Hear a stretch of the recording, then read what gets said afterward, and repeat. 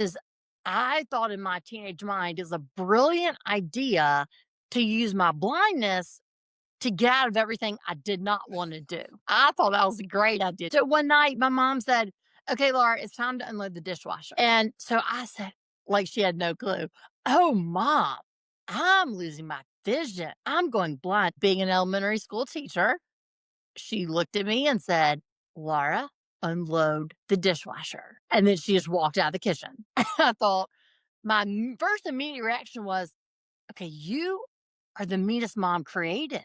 Like, shouldn't you be babying me and feel sorry for me? What they taught me was no, you can't use your blindness as an excuse. You are still you. You are still worthy. You are still matter.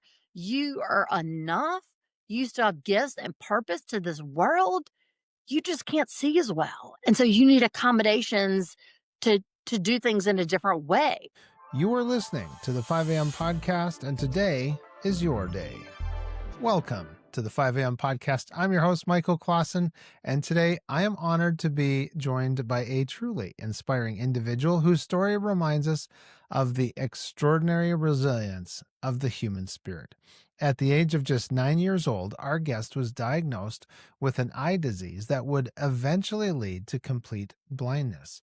Over the next decade, she navigated the traumatic transition of adjusting to life without sight, a journey that could have defined her by limitations, but instead became the foundation for a life dedicated to empowering others. Today, she's the author of the book Harnessing Courage and the founder of UB Global, an organization providing speaking and coaching services that helps individuals navigate their own challenges with resilience and gratitude. Through her work, she's empowering audiences to live courageously with a foundation of grit and gratitude, turning a personal experience into a powerful catalyst for transformation in others. Please join me today in welcoming Laura Bratton. Laura, welcome to the 5 a.m. podcast. Thank you. I appreciate the opportunity. Yes, I've been looking forward to this conversation for quite some time, and I know a fear of mine. I was, a young child growing up on a farm. You hear about farm accidents and things like that, and one of my fears was losing my eyesight.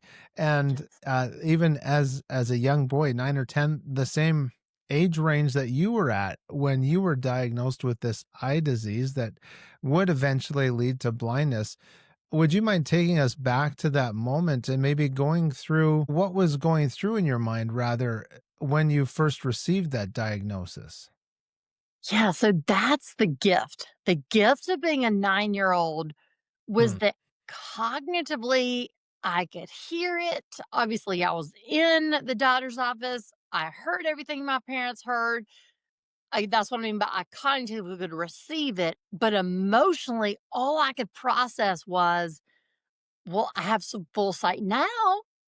So I Wow. guess I'm gonna have full sight forever. It was more of a concept, not I didn't embody and deeply understand what it meant. This was going to be my reality. It's just kind of like, okay, that sounds good. Yeah. There wasn't a deep emotional reaction. And that's why I say that's the gift of being a 9-year-old because I was so young and still had full sight. That's what I figured life would Right. always be. So Hmm. it wasn't real to me until high school. It wasn't real to me until I started to lose a significant amount of sight. And then obviously the reality was the reality. I was losing so much sight at that time.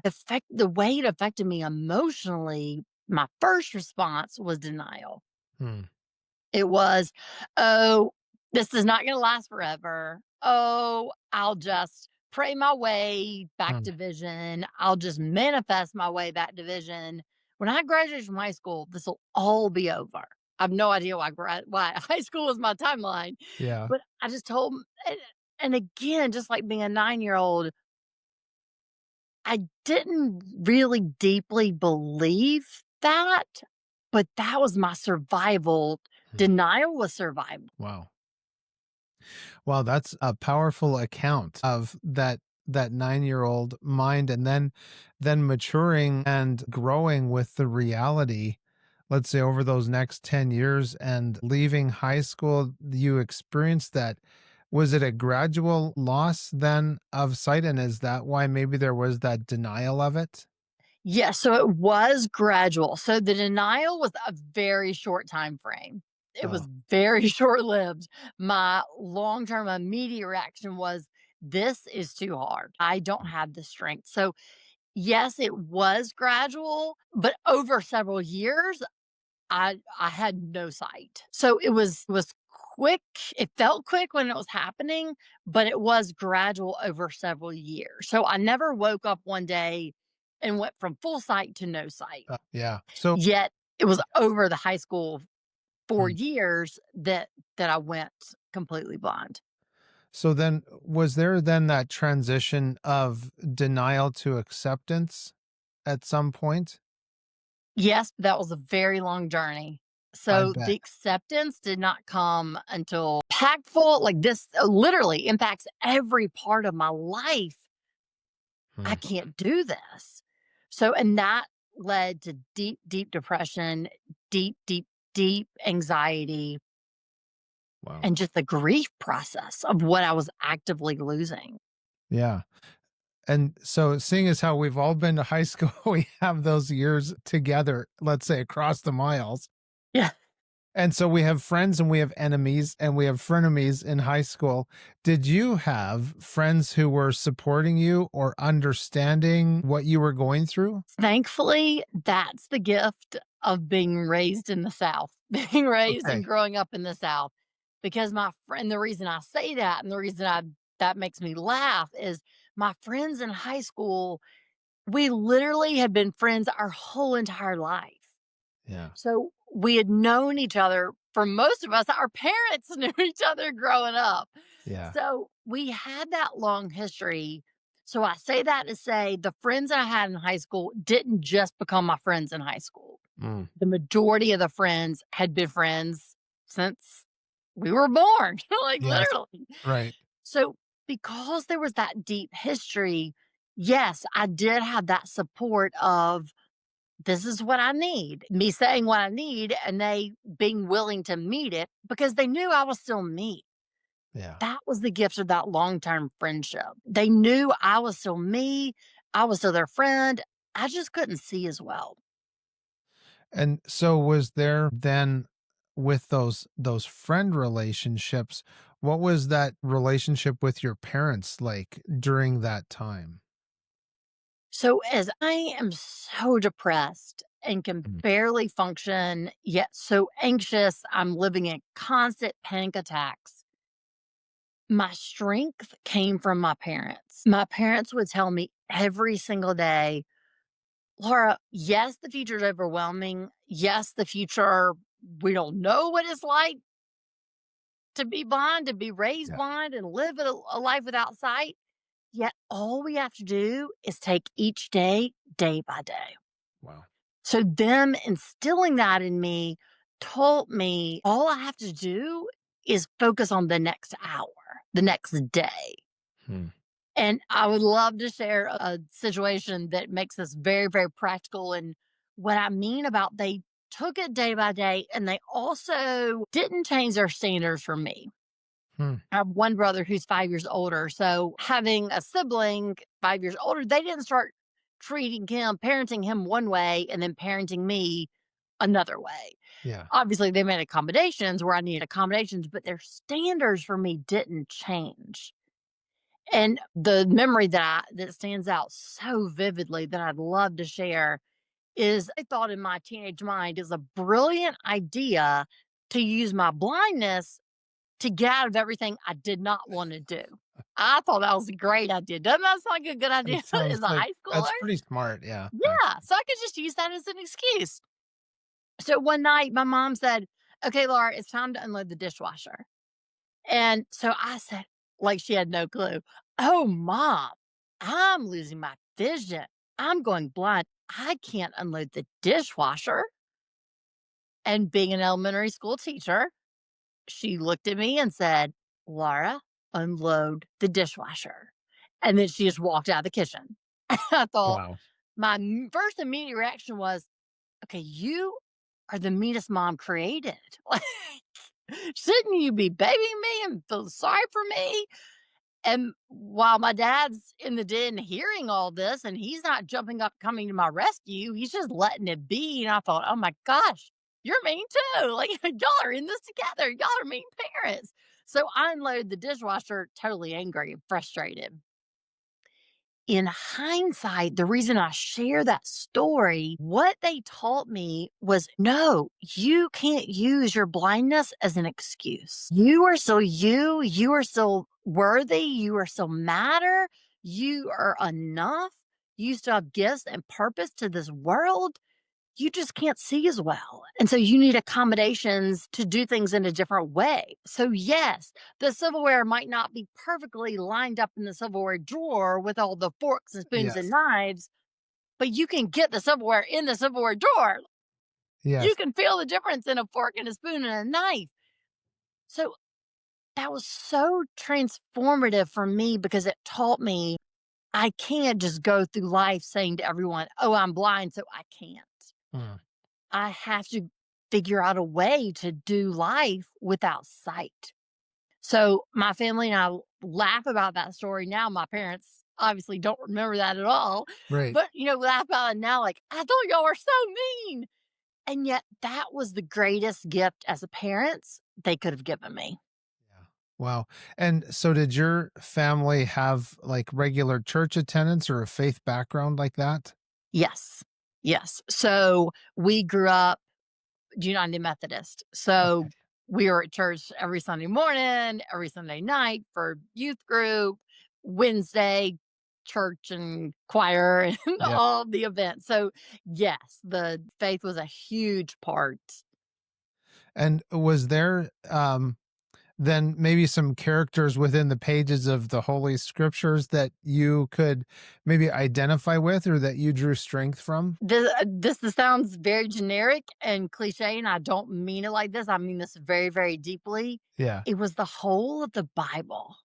It Okay. was just a constant even if I couldn't relate to a story, I could relate to the Psalms. I felt like they Mm. understood me. I gained so much wisdom and strength from the Proverbs. So it was just constantly reading, focusing on the Bible as a whole. Within that specific scripture was in Philippians about I can do all things through Christ who Mm. strengthens me. I really focused on that scripture and made that my mantra, my focus, Yeah. rather than focusing on the I can't, I can't, I can't. Hmm. So as you were this teenager and going through teenage things and Oh, having yes. household chores that your parents would not let you get out of, was Yes. there some other challenging aspects of this transition from seeing to blindness? And did that cause your own perspective to evolve even during those formative years? The hardest part, without a doubt, was the emotional transition. Huh. Just going through the grief process as a teenager was incredibly difficult. And the reason I say that, obviously, grief in general is difficult. And then on top of that, I had the grief what I was losing, my friends were gaining. So as I'm losing my vision, they're getting their driver's license.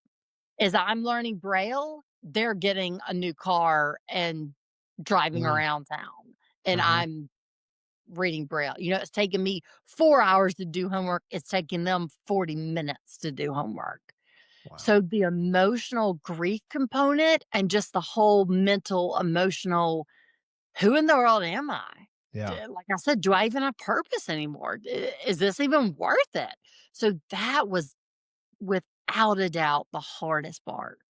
5 a.m. podcast is brought to you in part by mkci.ca, a certified member of the Autodesk Developer Network. MKCI helps companies maximize their AutoCAD, Inventor, Navisworks, and other design software investments. Their innovative products like the CommandSys script editor and the Clash Management Suite will streamline your workflow and boost your productivity. Visit mkci.ca today to discover how they can enhance your competitive CAD advantage. That's mkci.ca. Thank you for your support of 5am podcast. Right. So then as a young boy, I would read about Helen Keller, other people that had adversities or positive things that happened in their life. And I always thought about that whole aspect of Braille. And my older brother and we were friends with two sisters because our parents were friends. They had a farm, we had a farm, that kind of thing. One of them was deaf. Okay. And so that was one of our first encounters of these changes and unexpected things that Yes. you get from friendship. And so I had another friend, Michael, who also had deafness in his let's say tool bag of tricks. That he was quite the character, let me tell you. But so the reason I'm going down this road is about learning Braille.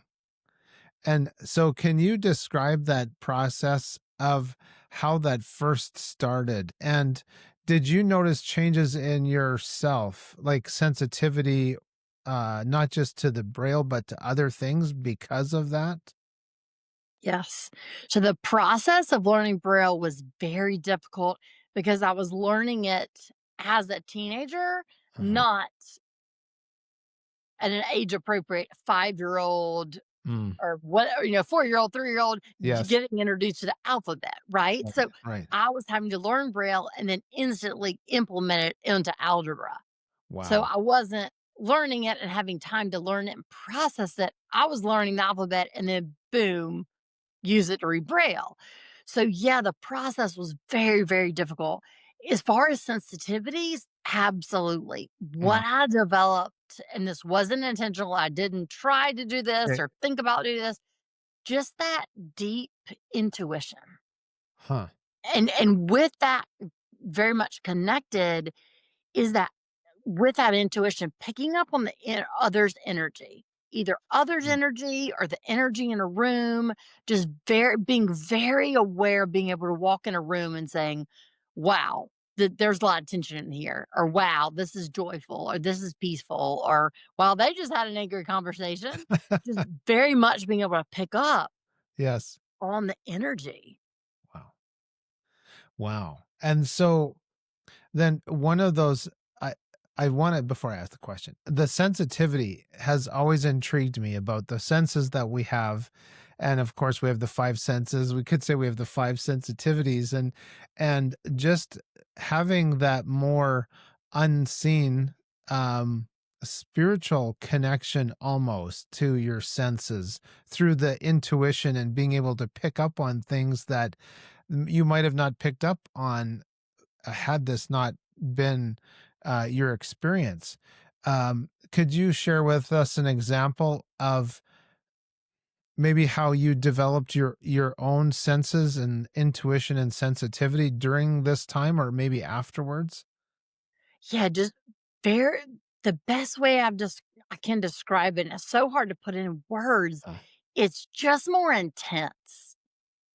So it's not my hearing is better than yours, it's I'm more in tune to it, I'm more dependent on it. mm, So I have more of an intense focus. So again, it's not that my intuition is way better than yeah, someone else's, it's just I have to focus on it more. So that's because I have one less sense, I'm focused on each of them more. So that's the best way because it just is that gut, you just know that you know that you yeah, know. right, So again, it's not my hearing or your hearing is not yeah, different than mine. It's just I'm more in tune to it because I have to be just out of right, pure survival. yeah. Yeah, well, I appreciate you giving us kind of those back room glimpses, kind of behind the curtain of that. And I also wanted to ask then, because you mentioned grief, and different people have different griefs and different ways of dealing with it, and there's different support groups for for different kinds of grieving situations, let's say. But your that the grieving that you spoke about, that process that accompanied your vision loss, Mm. could you share maybe what that process looked like for you? And did it have an impact on shaping your approach to adversity? So for me, it was an ongoing process Hmm. because the vision, I would lose a significant amount of sight and then it would be the same for a while and then lose a significant amount of more sight. So the constant grieving, rolling process, if I would grieve and then adjust to my new sight and then grieve, adjust to my new sight. So that's why it was ongoing. And a conversation that I had with a mentor completely changed my perspective or just really my understanding, my acceptance of grief.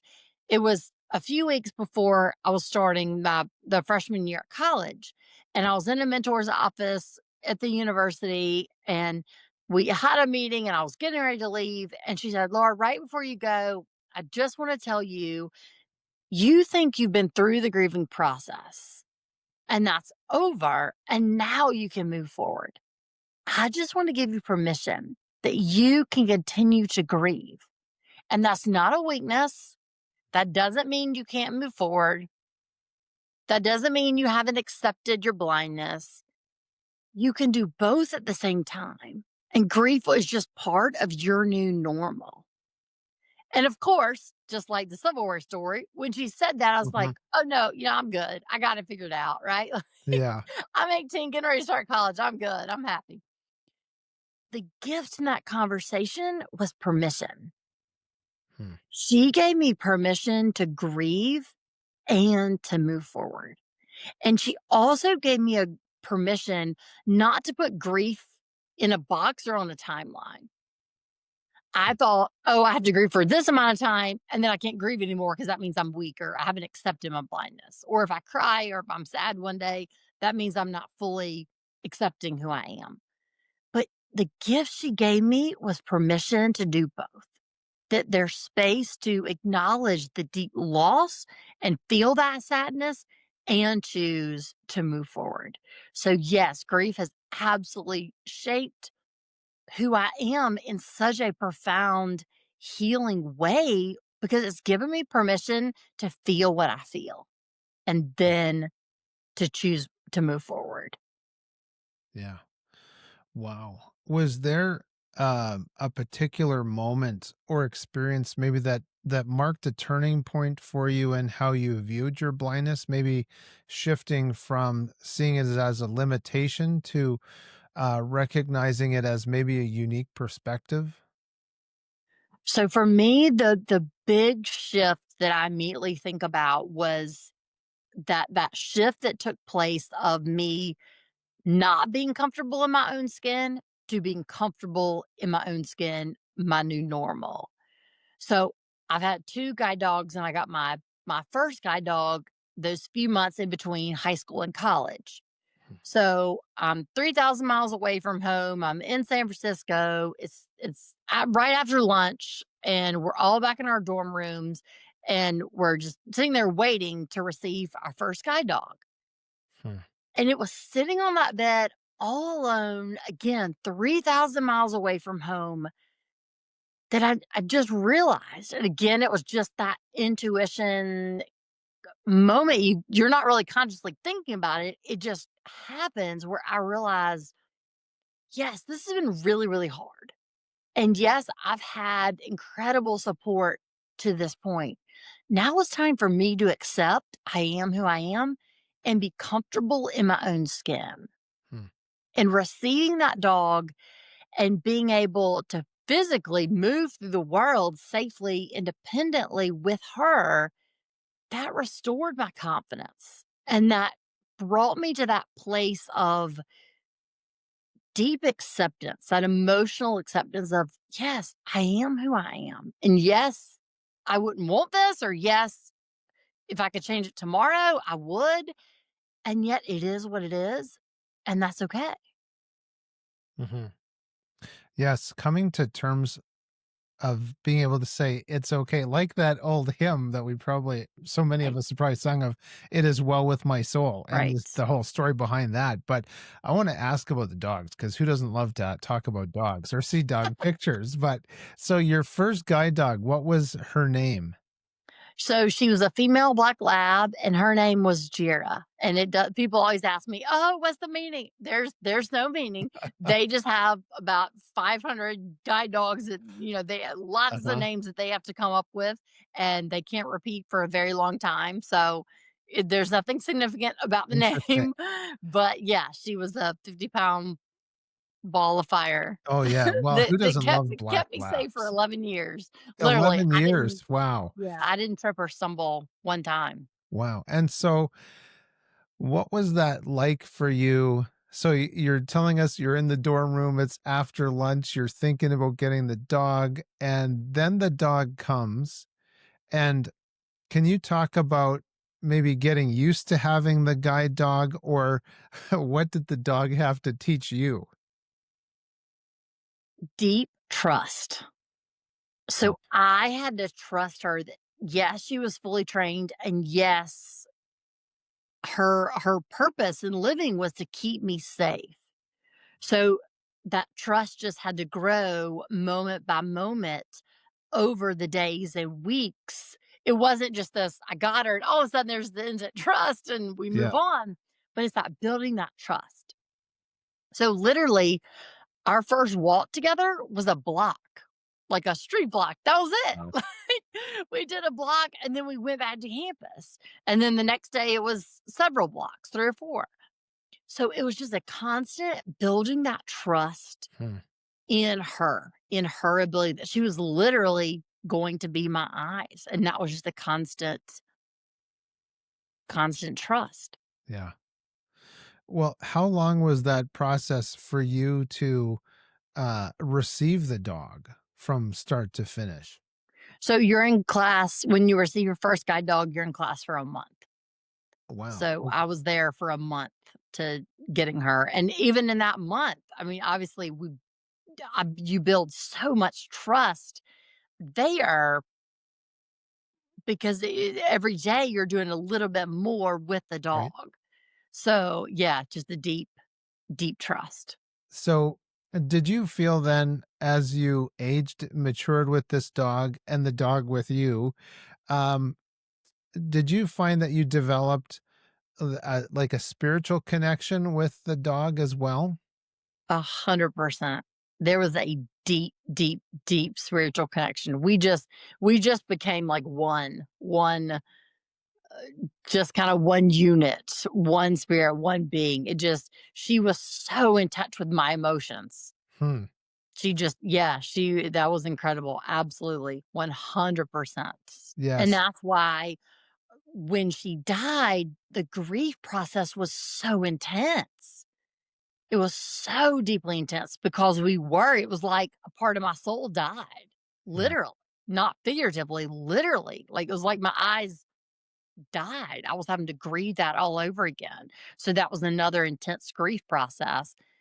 Because I was older and had more experience, I could move through the process in a different way than I did when I was in high school.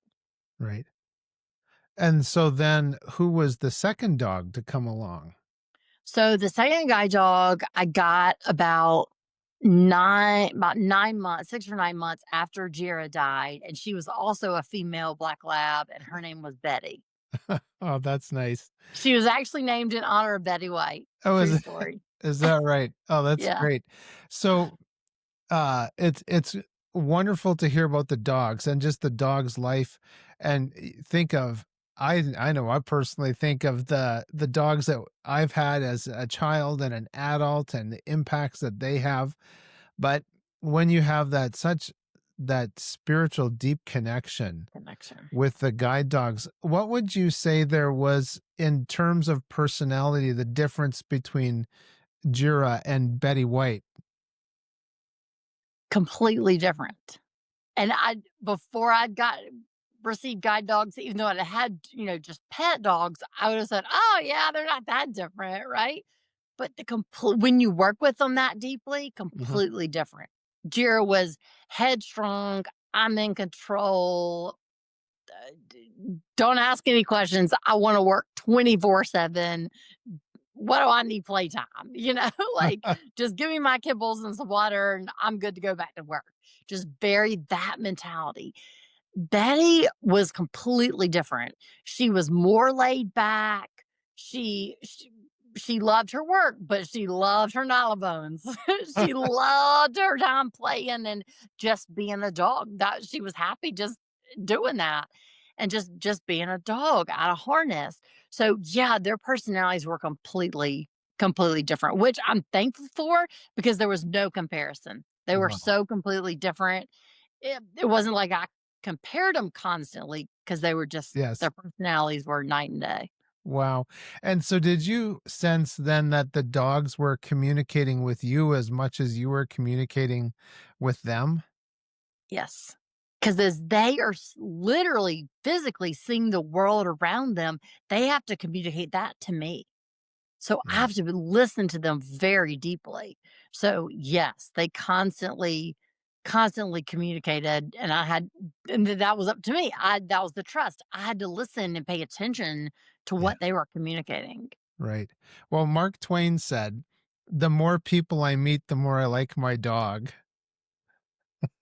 It's so true. It's 100% true. It's so I true. totally agree. Yes.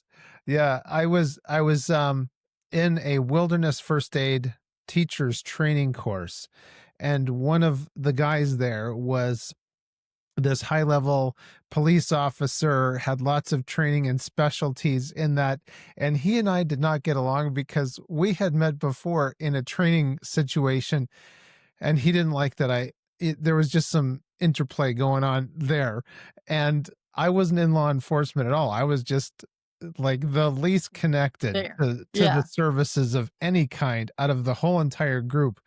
But I said that saying in training because we were talking about search and rescue dogs or something Mhm. like that. And he stopped and he looked at me. And so he's like 10, 15 years older than me. He looked at me and he said, "I have that saying on a plaque on my desk." And all of a That's sudden we were awesome. best friends. Then you're best friends. I totally agree. So It's so true. who doesn't like a good dog story? But how did the dogs or what did they teach you something about being human and interacting with other people? They taught me unconditional love, and they taught me that in 2 different ways. That they taught that in offering our that unconditional love to ourselves. Hmm. Wow. Before we can give it, we have to receive it ourselves. And so they taught me that, and then they also taught me just the gift of self-compassion because they're so quick as just Yeah. they don't hang on. They just forget it and move on to the next thing, right? Yes. And so just through their actions, their ability just literally shake it off, right? Yes. And let it go. That taught me self-compassion. Like don't take yourself so seriously or be so hard on yourself or so critical. Just offer that unconditional love and offer that self compassion that they're giving to you. Give it to yourself. Hmm. So that was a huge lesson and gift that they taught me. Wow. And so how long did you have Betty for? I also had her about 11 or 12 years. Wow. Wow. Well, two lives well lived. So we Yes. will just honor Jira and Betty a little for a moment, ladies and gentlemen, as you're listening. Two good little angels that the good Lord above sent in dog form. So let's talk about grit. How was grit a source of strength during whether it was the transition from sight to blindness or entering those adult years? So grit has been my anchor, both in those high school days and then even adulthood as I'm adjusted, it still continues to be my anchor.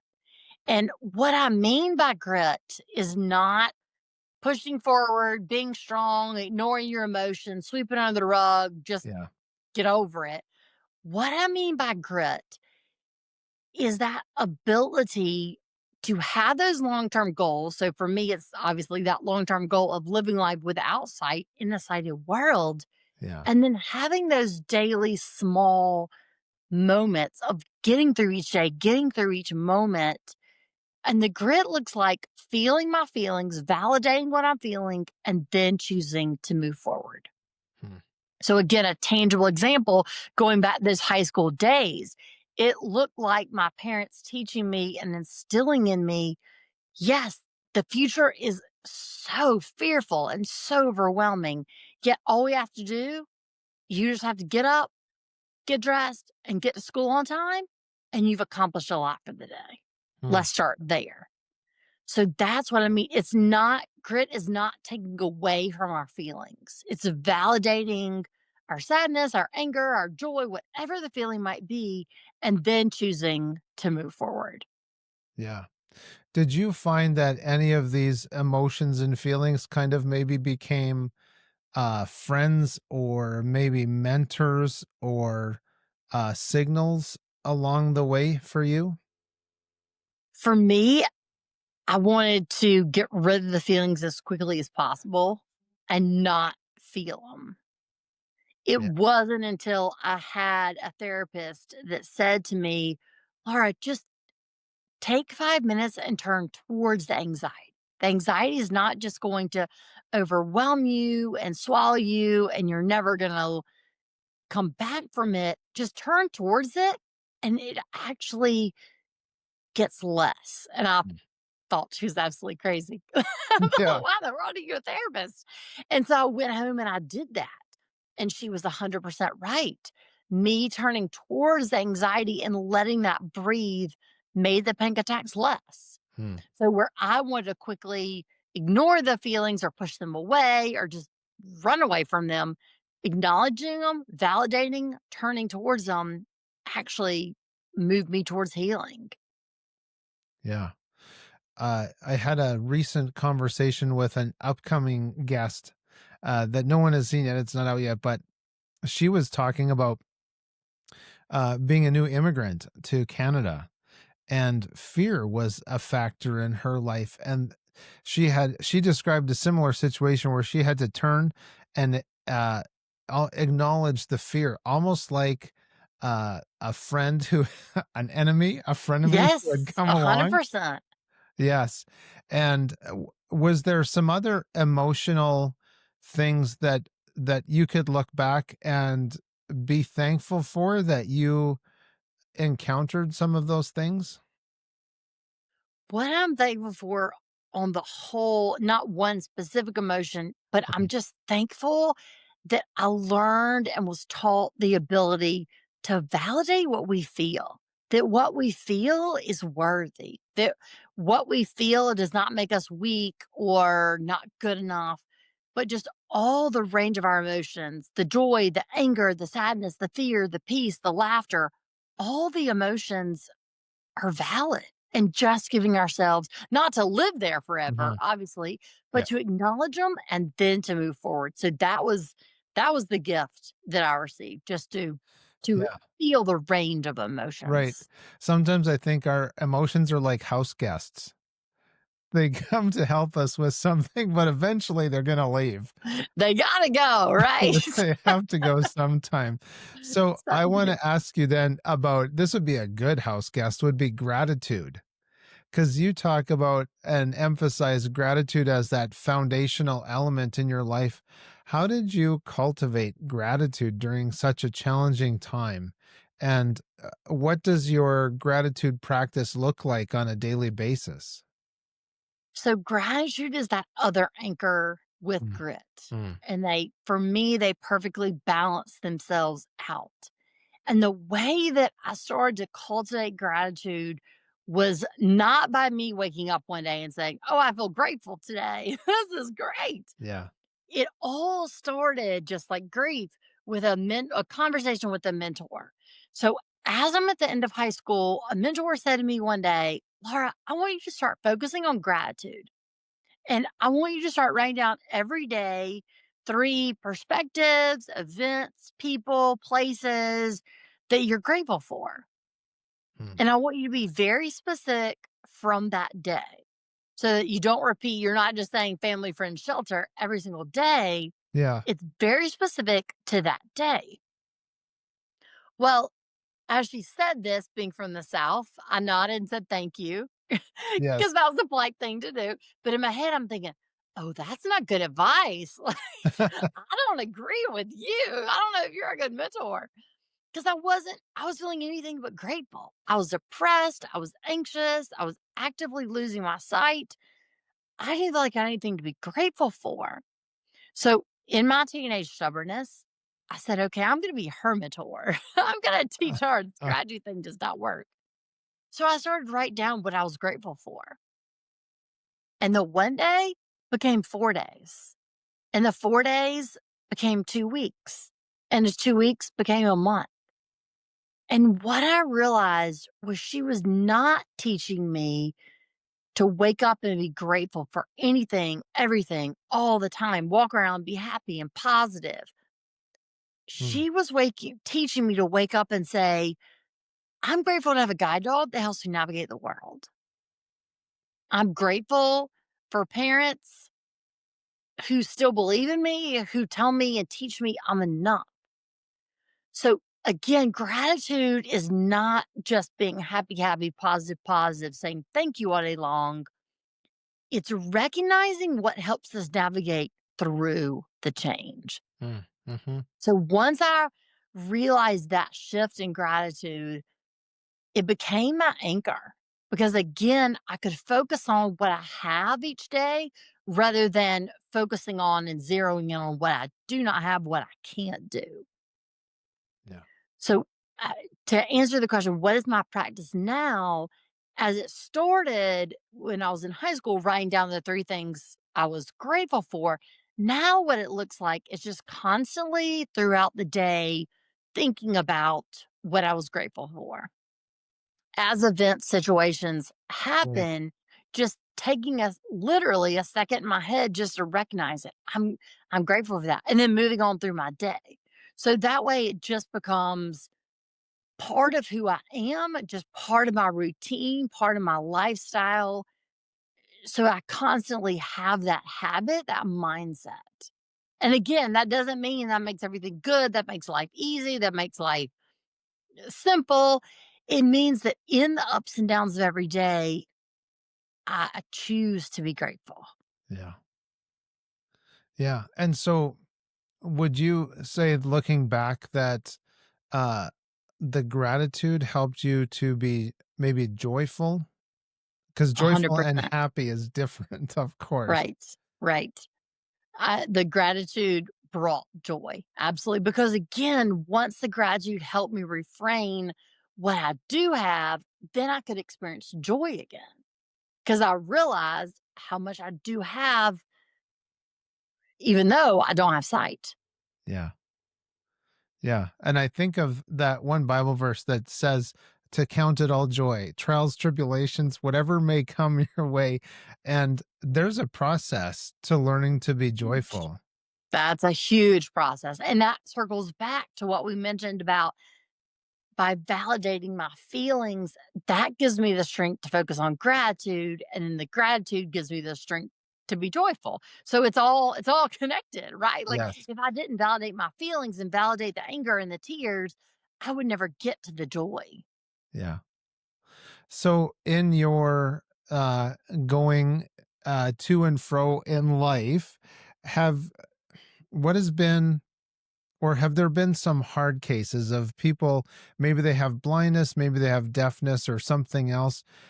Have there been some maybe some people who were walking in darkness that you've been able to shed some light into their life based on what you've been through? 100%. And that's the gift. That's the reason I created UB Global, the organization. My whole passion behind that, the whole reason that I created that was to be that support to others that I had received. So because I received so much support from family, friends, teachers, community. I wanted to go and then be that support to other people. So through speaking to groups and then also the individual work on one on one, that's what I do. That's how I spend my day, my profession, empowering others as they go through their experience. Like you said, whatever that might be, being able to be that support and giving that perspective of how does the grit and how's the gratitude apply in their life, and that has been deeply, deeply healing. Yes. So when did you start UB Global? So I started it great question, after not like 5 or 6 years ago, I guess. Now Okay. all the timelines are running together. I was getting ready to say right after grad school, but that wasn't true. So, yeah, 5 or 6, 7 years ago. Um, And you've talked a little bit then about the purpose, but do you have maybe some accounts or some stories that you can share of things that the organization has been able to make some differences for some people? Yeah, the main theme has been working with people experiencing non-death loss.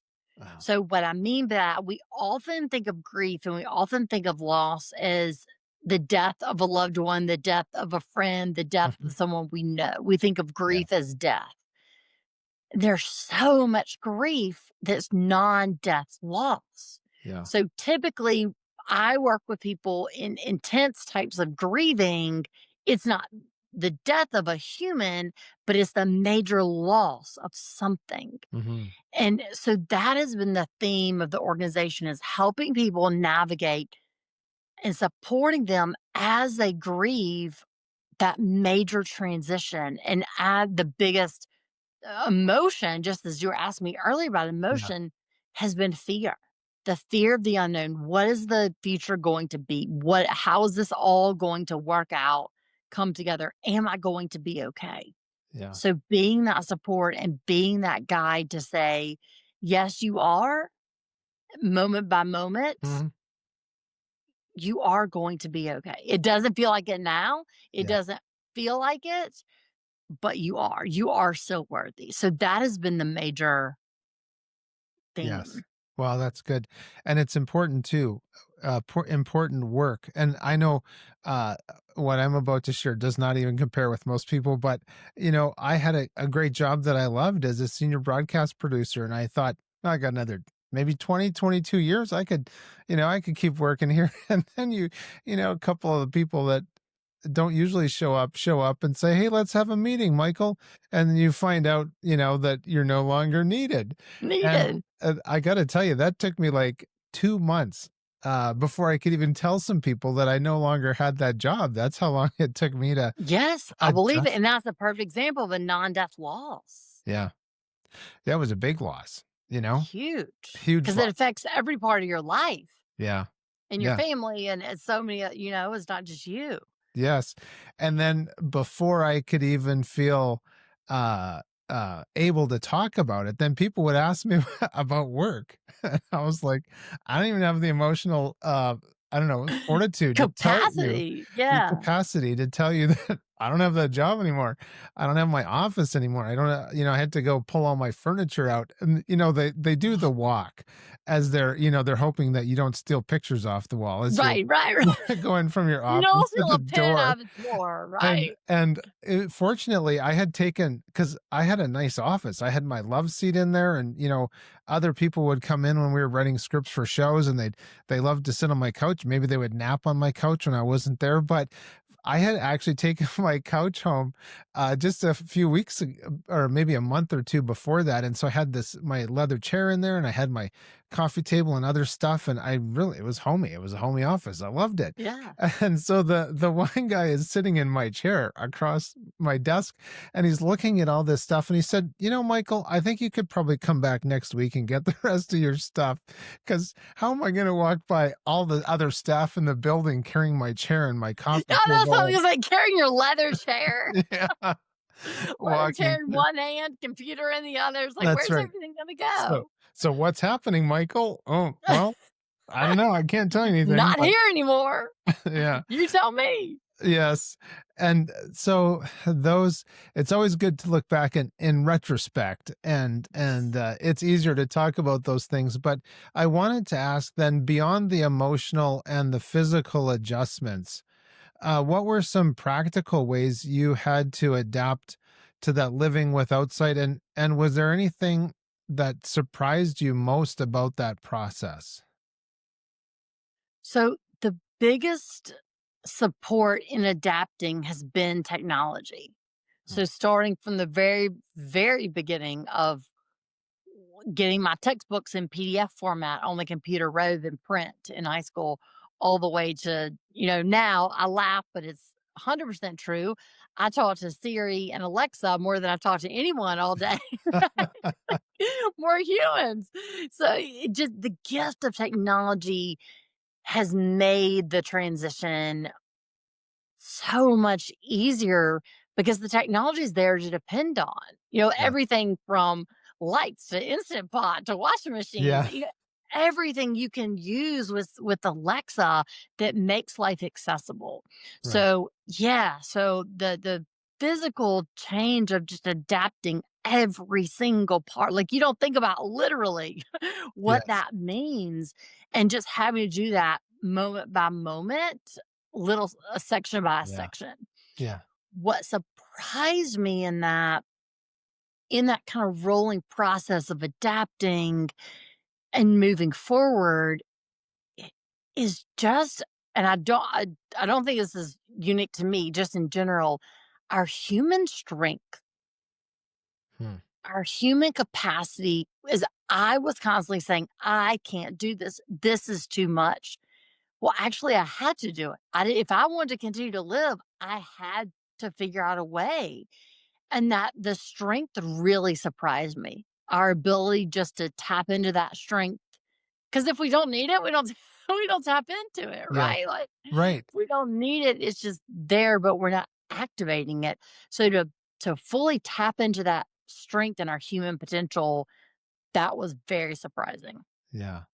Right. And it's almost like you could maybe you could compare that to food that you've never tasted before, Mhm. of Mhm. finding those strengths Yes. and tasting liver and onions for the first Yes. time or something And you like thought that. it would be absolutely terrible, and then you realized, "Oh, Oh, hey. it's actually fine." Yeah. Right? That's brilliant analogy. I've never thought about that. That's a brilliant analogy. I could never eat that food. Yeah. That's a Yeah. that can I use that in the Right. future?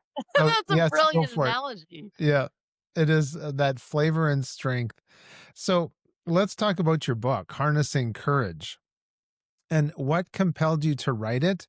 And then what do you hope that readers would take away from that book? So first, I want to talk about the title, Okay. and because the only reason that immediately comes to my mind is talking about the two guide dogs. So I was very deliberate in working with the publisher in naming the book "Harnessing Courage." So Okay. the leather strap that goes around the dog, and then the end of that strap, which the person who's blind holds, that's called the harness. So when the harness is on the dog and I'm holding the harness, or just even if I'm not holding it, when that's on the dog, that's their sign I'm at work. Uh, It's my time now to guide. So I named the book Harnessing Courage out of respect and out of gratitude for my two guide dogs. Just the courage it took for me to trust them, to trust that harness, and also the courage that they had to have to live life guiding me. That wasn't easy. mhm. I know me well. That's not easy, right? Yeah. So, just out of respect and out of gratitude, that's why I named it Harnessing Courage. The passion for the book is the exact same passion that I created the organization. Because I received so much strength, I want to write a book that others could use as a resource to tap into the strength that I receive. Mm, So, throughout the book, yes, great and gratitude are the theme and the anchors. yeah. Yeah, I'm telling my story how I learned to use those as my anchors, and then constantly turn it around to the reader. So, in your adversity, in your difficulty, in your Mhm. loss, how can you apply this to your life? So, my goal of the book, what you were saying, the meaning, the purpose, what I wanted the outcome to be is to be a guide, not to be a step by step, do this and miracles will happen and life will be Yes. perfect, but Yes. rather to be a guide that someone going through difficulty could pick up, could read, and just receive strength and encouragement and practical emotional resources to move forward. Wow. That's so how can our listeners get in touch with you? The best way is through my website. LauraBratton.com has all the information on the speaking, the coaching, connecting, all Okay. the information on the book. It's all there. Oh, that's great. So I don't want to wrap things up yet. I want to ask you then, based on your experience, based on those two wonderful dogs and the power of that harness, how do you define then that word courageous, whether it's in the face of adversity, or fear, or something entirely different? So, my definition of courage has changed dramatically. I used to think courage was just like the grit, being strong, not showing emotions, not asking for help, certainly not depending on others, right? Just being independent, getting through somehow. Yeah. The way that I've learned through my lived experience what courage is acknowledging the hard and then choosing to still move forward. So again, it looks like me saying, yes, I'm really panicky. I'm really overwhelmed right now. And I choose to take the next step forward. Mm, mhm. I'm really sad. So to me, courage looks like going in the bathroom, having that 5 minute crying my eyes out, Yes. and then washing off your face and doing the next thing. Yeah. So again, courage is that both acknowledging the hard and choosing to move forward. It's not one or the other. Right. It's that in both. And it also looks like choosing every single day to be courageous. Yeah. It's not a one-time decision we make and then we're always courageous. But I've been doing this for a long time and I Yes. still have to choose courage every single day. Mhm. Yes. So, what would your advice be then to someone who's maybe just received some life altering news or they're facing a significant challenge that feels overwhelming? Trust that you are so worthy. And the reason I say that is because in my own experience and in my experience working with other people, that's the deepest question that we're wondering. Sometimes we ask that, and sometimes we don't even ask that directly, but Hmm. that's what we're deep down, we're thinking. Do I still matter? Yeah. So I would say trust that you're worthy. And then the next step would be trust the support around you. The trauma, the adversity, the difficulty is so great. You're not supposed to, or nobody's Hmm. expecting you to do it on your own. So lean on the support and know that that's courageous. Yeah. Leaning on support is not a weakness. So learn from my experience. I thought if I leaned on others, that was a weakness and that Mm. made me less courageous. But actually leaning on others in an interdependent, healthy way, Yeah. that's the deepest courage we can have. Yes. So, then what would a piece of advice be for maybe parents or friends who have that child or loved one who has just received some devastating medical news or something like that? Great question. I'm so, so glad you asked that. It would be to 100% treat them as the person you always have known them to be. Hmm. So, the person that you knew them to be before, let's say, the diagnosis, Yeah. treat them as that same person and validate. And then, as again, it's not to minimize or deny. Again, for example, let's just say diagnosis is not to minimize the diagnosis. It's just to say, you're still you, and I still love you and respect you and related to you as you. Now we've got the diagnosis. Let's acknowledge the feelings, acknowledge this is scary, and together let's move forward.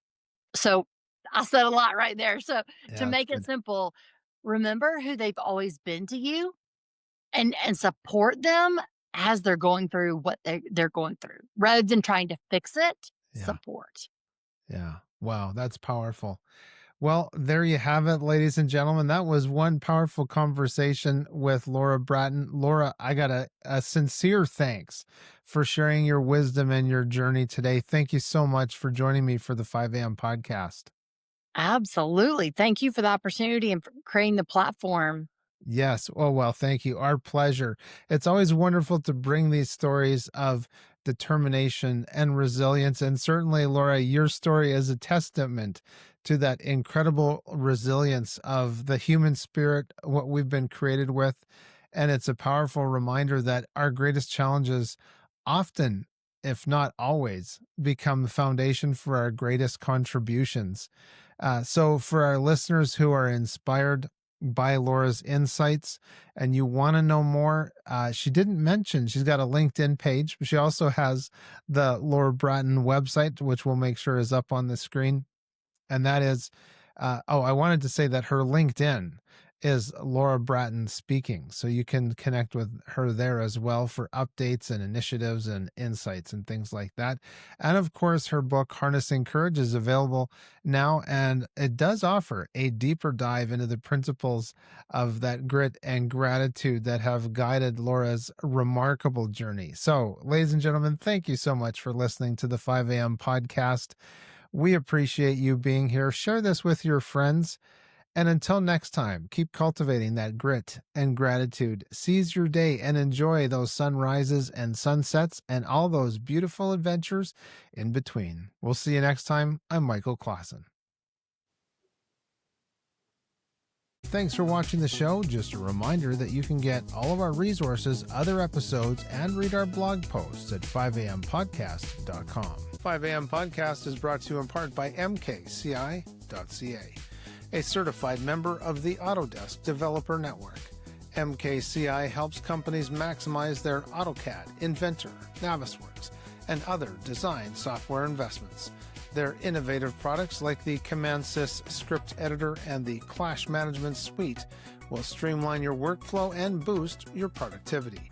Visit mkci.ca today to discover how they can enhance your competitive CAD advantage. That's mkci.ca. Thank you for your support of 5am Podcast.